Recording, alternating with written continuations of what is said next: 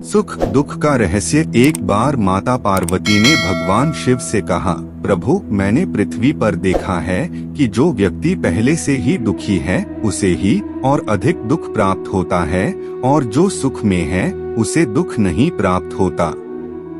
महादेव ने इस बात को समझाने के लिए माता पार्वती को धरती पर चलने के लिए कहा और दोनों ने मनुष्य रूप में पति पत्नी का रूप लिया और एक गांव के पास डेरा जमाया।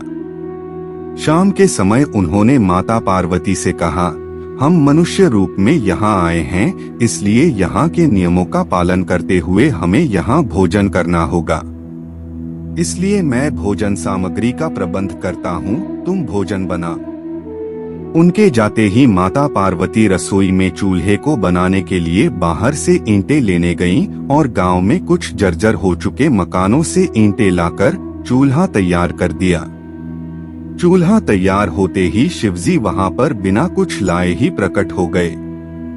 माता पार्वती ने उनसे कहा, आप तो कुछ लेकर नहीं आए, भोजन कैसे बनेगा?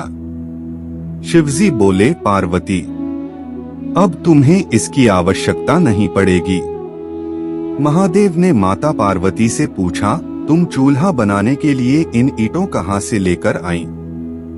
माता पार्वती ने कहा, प्रभु इस गांव में बहुत से ऐसे घर भी हैं जिनका रखरखाव सही ढंग से नहीं हो रहा है।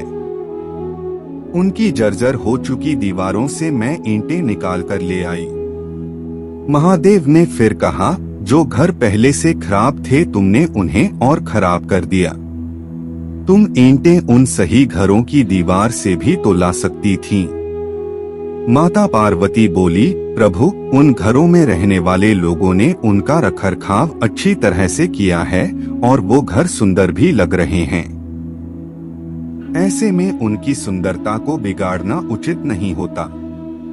महादेव बोले, पार्वती यही तुम्हारे द्वारा पूछे गए प्रश्न का उत्तर है।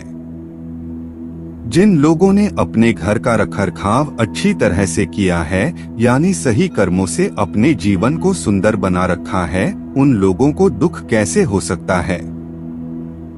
मनुष्य के जीवन में जो भी सुखी है वो अपने कर्मों के द्वारा सुखी है, और जो दुखी है वो अपने कर्मों के द्वारा दुखी है।